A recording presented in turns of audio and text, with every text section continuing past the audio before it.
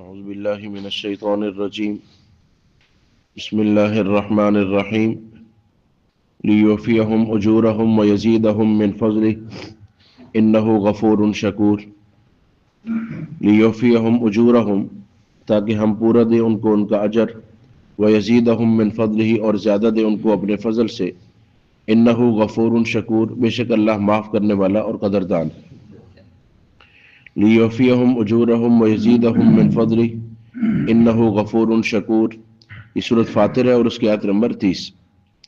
اس سے پہلے والی آیات میں اللہ رب العزت نے پہلی بات تو یہ ارشاد فرمائی، انما یخشی اللہ من عبادہ العلماء، کہ میرا ڈر میرے وہی بندے رکھتے ہیں جن کو میں نے علم سے نوازا ہے، جن کو علم عطا فرمایا۔ اور یہ علم اللہ رب العزت کی اتنی بڑی دولت ہے کہ اسی سے انسان کو اللہ رب العزت کی معرفت حاصل ہوتی ہے، اور جس سے معرفت حاصل ہو جائے اسے خشیت حاصل ہوتی ہے، اور جس سے خشیت حاصل ہو جائے وہ اللہ کے ان بندوں میں شامل ہو جاتا ہے جن کی اللہ رب العزت نے تعریف فرمائی۔ تو ہمیں یہ کوشش کرنی چاہیے، طلب العلم فریضۃ علی کل مسلم، علم حاصل کرنا ہر مسلمان کے لیے فرض ہے۔ اب آپ جب گھر سے تشریف لاتے ہیں نماز پڑھنے کے لیے، اگر آپ یہ نیت بھی کر لیں کہ ہم وہاں جائیں گے، قرآن پاک سنیں گے، آیات کا ترجمہ سیکھیں گے، تو یہ ہم سیکھنے کی نیت سے جا رہے ہیں، تو نماز پڑھنے کا ثواب الگ اور قرآن پاک کی آیات اور اس کے سمجھنے کا ثواب وہ الگ اللہ آپ کو عطا کرے گا۔ اب بیٹھنا بھی ہے ماشاءاللہ، سننا بھی ہے، تو کیوں نہ انسان اس کا ثواب بھی حاصل کر لے، اور پھر جب آپ اس نیت سے آئیں گے تو انشاءاللہ مزید سمجھنے کی کوشش فرمائیں گے۔ تو فرمایا انما یخشی اللہ من عبادہ العلماء، میرے جو بندے علم والے ہیں، فرمایا وہ میری خشیت رکھتے ہیں، میرا ڈر رکھتے ہیں۔ اب یہ دل کی کیفیت ہے، ظاہری اعضاء سے کیا ہوتا ہے؟ ان الذین یتلون کتاب اللہ، ایک وہ اللہ کی آیات کی تلاوت کرتے، دوسرا واقاموا الصلاۃ، نماز قائم کرتے، تیسرا وانفقوا مما رزقناہم سرا وعلانیہ، جو ہم نے دیے ہے اس میں سے خرچ کرتے۔ تو یہ تین صفات اپنے اندر اپنانی ہے، نماز، تلاوت اور صدقہ۔ فرمایا فرض بھی ادا کرتے ہیں اور نفلی صدقات، نفلی نمازیں اور نفلی خرچ یہ بھی کرتے۔ تو ہمیں یہ بھی کوشش کرنی ہے انشاءاللہ کہ فرض نماز کے ساتھ ساتھ، فرض صدقات کے ساتھ ساتھ نفلی نمازیں اور نفلی صدقات کا اہتمام۔ فرمایا یرجون تجارتا لن تبور، عرض کیا تھا کہ یہ لفظ بڑا ضروری ہے، یرجون تجارتا، امید رکھتے ہیں ایسی تجارت کی جو ہلاک نہیں ہوگی، یعنی اتنے بڑے بڑے اعمال کرنے کے بعد بھی ان کا بھروسہ اعمال پر نہیں ہے، ان کا بھروسہ اللہ کی رحمت پر، اللہ کے کرم اور اس کے فضل پر ہے، اللہ کے احسان پر ہے کہ اللہ چاہیں گے تو ان اعمال کو اللہ قبول فرما لیں گے، اللہ چاہے تو ایک تھوڑا سا عمل قبول کر لے۔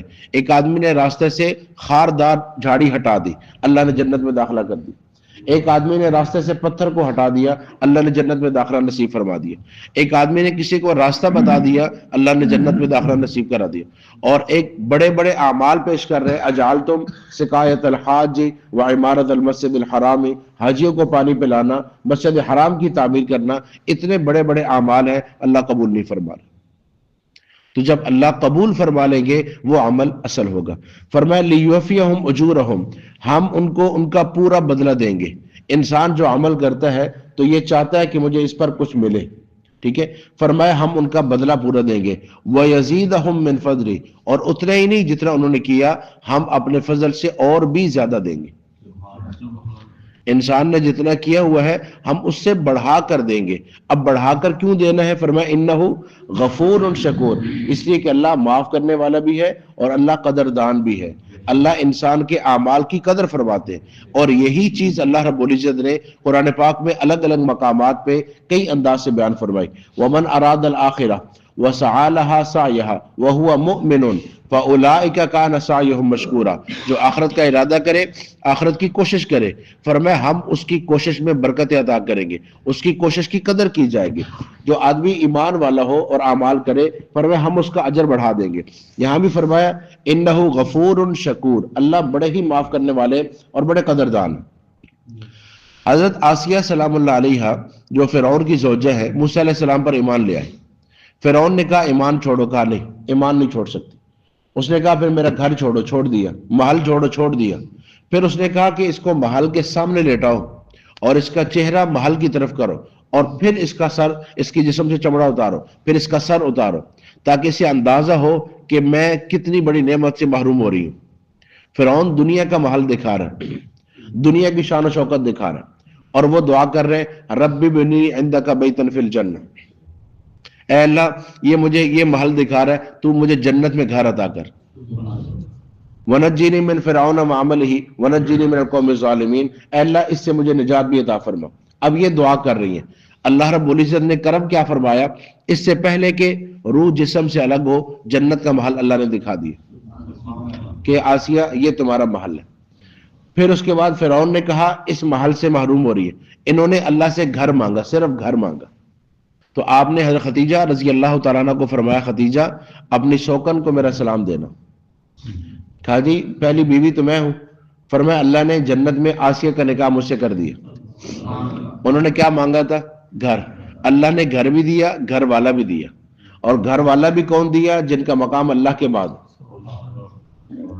امام الانبیاء صلی اللہ علیہ وآلہ وسلم۔ اللہ بڑے قدردان ہے، آپ چل کے تو دیکھیں، فاروق اعظم رضی اللہ تعالیٰ عنہ 10 سال دور خلافت ہو گیا، عمر 63 سال ہو گئی، حج سے واپس آ رہے ہیں، اللہ سے دعا کرتے ہیں اے اللہ اب میری اندر بہت ساری کمزوریاں آ گئی، بوجھ بڑھ گیا، 22 لاکھ مربع میل ہو گیا، تو اے اللہ اب میرا یہ اب سارا کچھ مکمل ہو گیا، اب مجھے اپنے پاس بلا لے۔ اور دعا کیا کی؟ اللہم ارزقنی شہادت فی سبیلک، اے اللہ شہادت نصیب فرما، وہ وفاتی فی بلد رسولک، اور نبی کے شہر میں عطا فرما۔ اب جو کفر مدینہ کی طرف دیکھ ہی نہیں سکتا یہاں حملہ کون کرے گا؟ اور 22 لاکھ مربع میل تک اسلام ہے، یہاں آئے گا کون؟ اور پھر فاروق اعظم رضی اللہ تعالیٰ نے ان پر کون آئے گا؟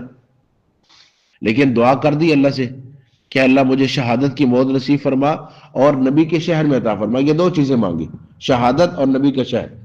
اب جب اللہ قدردانی پر آئے، اللہ عطا کرنے پر آئے، تو اللہ نے کیسے عطا فرمائی؟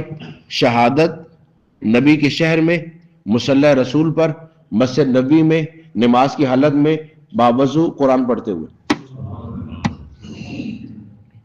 جی باوضو بہت آ جائے تب شہادت، نماز کی حالت میں آ جائے تب شہادت، مسجد میں، پھر مصلی رسول پر، تو یہ اللہ نے سب کچھ عطا فرمایا۔ اور پھر یہاں پہ بس نہیں ہوا، اللہ نے اس جگہ پہ تدفین نصیب فرمائی جہاں اللہ کے نبی آرام فرماتے۔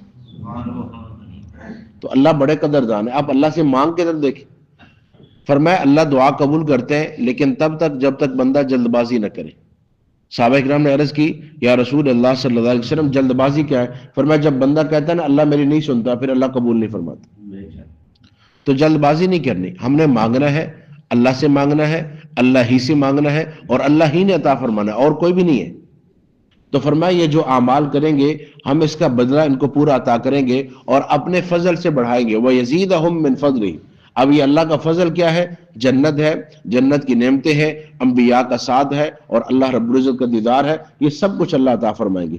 وَالَّذِي أَوْحَيْنَا إِلَيْكَ مِنَ الْكِتَابِ، فرمایا جو کتاب ہم نے آپ کی طرف وحی کی ہے، هُوَ الْحَقُّ، یہی حق ہے، یہی سچی کتاب ہے، مصدقا لما بین یدیہ، پہلی کتابوں کی تصدیق کرتی ہے۔ ان اللہ بعبادہ لخبیر بصیر، اللہ اپنے بندوں کی خبر رکھنے والا بھی ہے اور اللہ اپنے بندوں کو دیکھنے والا بھی ہے۔ ثم اورثنا الکتاب الذی نصطفینا من عبادنا، پھر ہم نے وارث بنایا اپنے بندوں میں سے جن کو ہم نے چنا، تو ہم نے ان کو کتاب کا وارث بنایا۔ اب یہ جن کو اللہ نے چنا ہے اور کتاب کا وارث بنایا ہے، یہ امت ہے ایک، اور دوسرا اس امت کے وہ علماء ہے جن کو اللہ نے انبیاء کا وارث بنایا۔ العلماء ورثۃ الانبیاء، تو اللہ نے ان کو چنا ہے۔ اور پھر آپ دیکھیے اللہ نے لفظ وہ لایا جو اللہ انبیاء کے لیے لاتے ہیں۔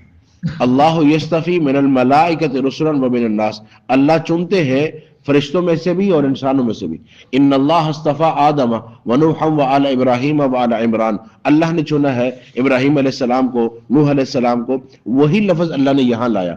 جب اس امت کے بارے میں اللہ نے بات کی تو فرمایا وجاہدوا فی اللہ حق جہادی هو اجتباکم، اللہ نے تمہیں منتخب کیا ہے، وہاں اجتبا کا لفظ لایا۔ یہاں جب کتاب کی وراثت کی بات آئی تو استفا کا لفظ لایا، یہ فرق بیان کرنے کے لیے کہ ساری امت بھی چنی ہوئی ہے اور اس امت میں سے خاص ان لوگوں کو اللہ نے چنا جن کو اللہ نے کتاب عطا فرمائی۔ اب جب اللہ نے ان کا انتخاب کیا ہے فرمایا فَمِنْهُمْ ظَالِمٌ لِنَفْسِهِ، ان میں سے بعض وہ ہیں جو اپنی جانوں پر ظلم کرتے ہیں، وَمِنْهُمْ مُقْتَصِدٌ، اور بعض وہ ہیں جو میانہ روی اختیار کرتے ہیں، وَمِنْهُمْ سَابِقٌ بِالْخَيْرَاتِ بِإِذْنِ اللَّهِ، اور بعض وہ ہیں جو نیکی کے کاموں میں سبقت کرنے والے۔ اب یہ جو نیکی کے کاموں میں سبقت کرنے والے یہ وہ لوگ ہیں جو فرائض بھی ادا کرتے ہیں، واجبات بھی ادا کرتے ہیں، مکروہات سے بچتے ہیں اور یہاں تک کہ مشتبہات سے بچتے ہیں۔ اور ومنہم مقتصد، یہ فرائض تو ادا کرتے ہیں، واجبات ادا کرتے ہیں، لیکن کبھی کبھی مکروہات کے اندر کمی آ جاتی ہے۔ ومنہم ظالم لنفسی، اور جو اپنی جانوں پہ ظلم کرنے والے یہ فرائض ادا کرتے ہیں اور کبھی گناہوں کے اندر پڑ جاتے ہیں۔ اس کو اللہ رب العزت نے دوسرے مقامات پہ الگ ارشاد فرمایا، ان الذین یورثوا الکتاب من بعدہم لفی شک منہ مریب، جنہیں ہم نے کتاب کا وارث بنایا یہ شک میں پڑ گئے۔ اور فمنہم مقتصد، ان کے بارے میں فرمایا خلطوا عملا صالحا واخر سیئا، نیک عمل بھی کرتے ہیں گناہ بھی کرتے ہیں۔ اور ومنہم سابق بالخیرات باذن اللہ، فرمایا واللہ یدعو الی دار السلام، جنہیں اللہ سلامتی کے گھر کی طرف بلاتے ہیں۔ وسارعوا الی مغفرۃ من ربکم، اور یہ نیکی کے کاموں میں آگے بڑھتے ہیں۔ اور فاستبقوا الخیرات، آگے آ جاتے ہیں، فرمایا یہ لوگ۔